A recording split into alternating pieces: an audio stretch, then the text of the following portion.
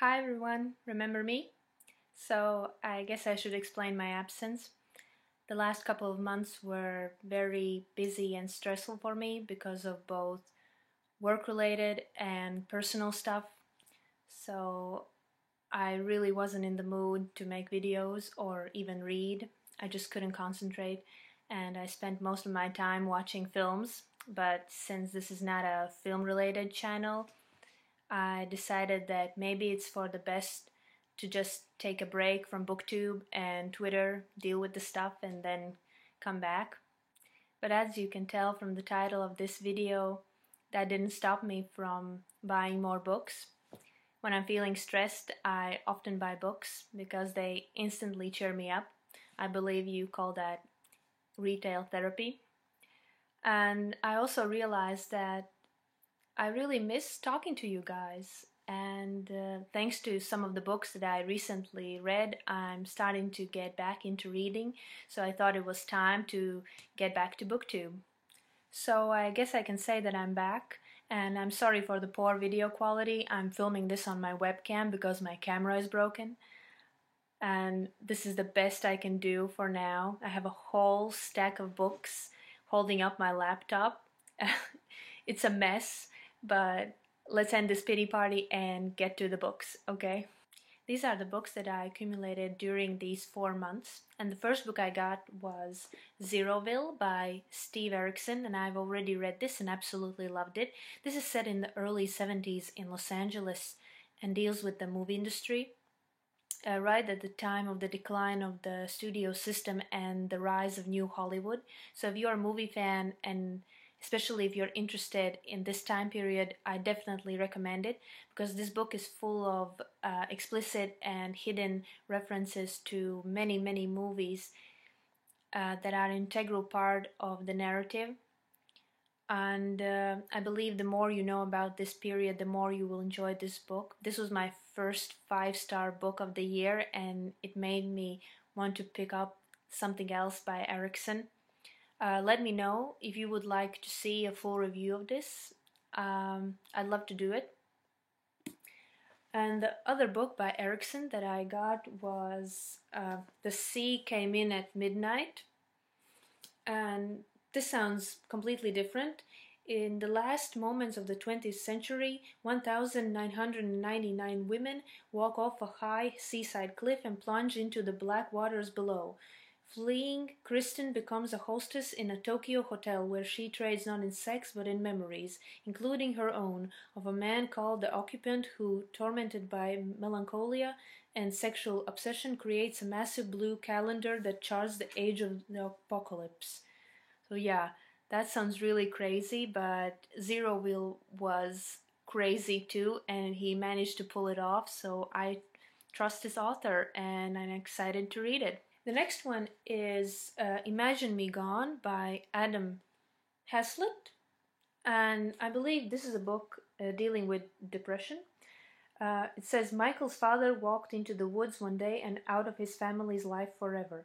Yet Michael and his brother and sister see it less as a tragedy in their past and more as a forewarning of the future.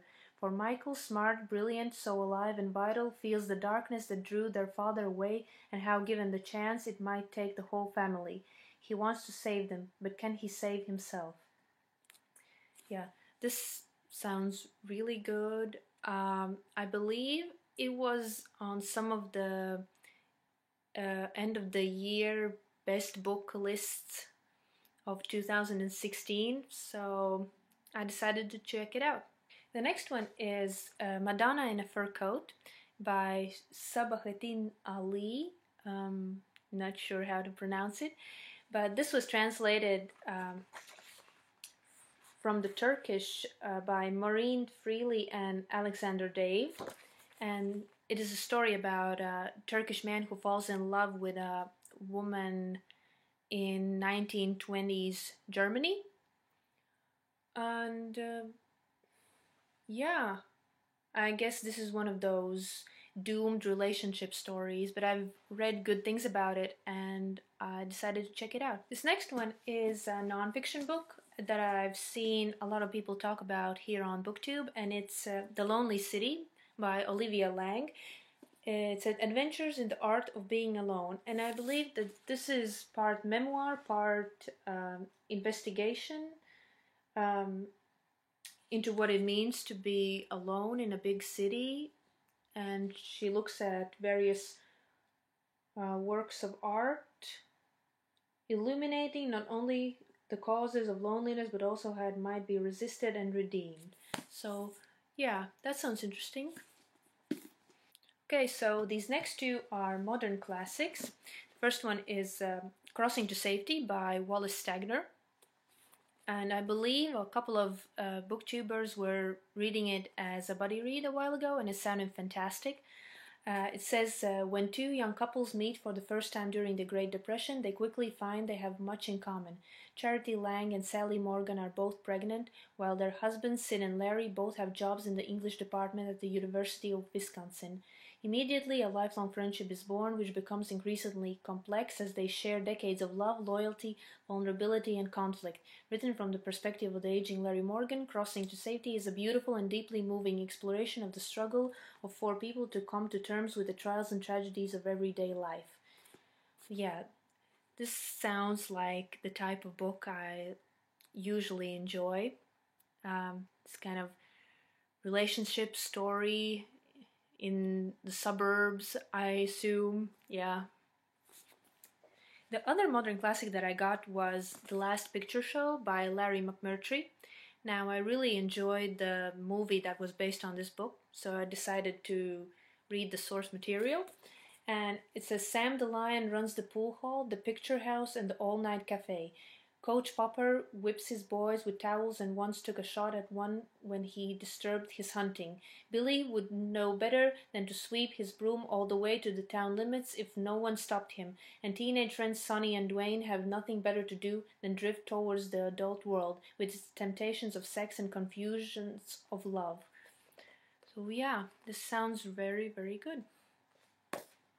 Okay, this next one is a recent release, and it's A Line Made by Walking by Sarah Baum. Beautiful cover. And I believe this is one of those introspective meditations on life, death, and art. It says, struggling to cope with urban life and with life in general, Frankie, a 20-something artist, retreats to the rural bungalow on Turbine Hill that has been vacant since her grandmother's death 3 years earlier. It is in this space, surrounded by nature, that she hopes to regain her footing in art and life. She spends her days pretending to read, half listening to the radio, failing to muster the energy needed to leave the safety of her haven. Her family come and go until they don't, and she is left alone to contemplate the path that led her here, and the smell of the carpet that started it all. Okay, that last sentence gives me some Marcel Proust vibes. Let's see how this will go. But it's interesting that this book also includes photos. I believe that she's a photographer. So between the text, there are some of her photos that she takes. Yeah. So this sounds really interesting. So at the end of last year, I read my very first Philip Roth novel, and it was American Pastoral, which I absolutely loved. And I wanted to read more by him, so I decided to go back to the beginning and pick up his first work, Goodbye Columbus. And this includes the novella Goodbye Columbus and 5 short stories. So yeah, and I believe he got the National Book Award for this, so should be good. This next purchase was also influenced by you guys, and it is At the Existentialist Cafe by Sarah Bakewell. I've watched a couple of reviews of this, and people seem to enjoy it. I've heard it's a good introduction into the philosophy of existentialism, so I'm excited to read it. The next one is My Face for the World to See by Alfred Hayes, and this is another book set in Hollywood. I'm really drawn to these types of books. And it says, My Face for the World to See is set in Hollywood, where the tonic of anonymity is fame, and you're only as real as your image. At a party, the narrator, a screenwriter, rescues a young woman who staggers with drunken determination into the Pacific. He is living far from his wife in New York and long ago shed any illusions about the value of his work. He just wants to be left alone. And yet, without really meaning to, he gets involved with the young woman who has, it seems, no illusions about love, especially with married men. She is a survivor, even if her beauty is a little battered from years of not quite making it in the pictures. She's just like him, he thinks. And as their casual relationship takes on an increasingly troubled and destructive intensity, it seems that might just be true, only not in the way he supposes. Yeah, that sounds very intriguing, and it's very short, so I'll probably read it very soon. Next one is a science fiction classic, and it's Roadside Picnic by Arkady and Boris Strugatsky.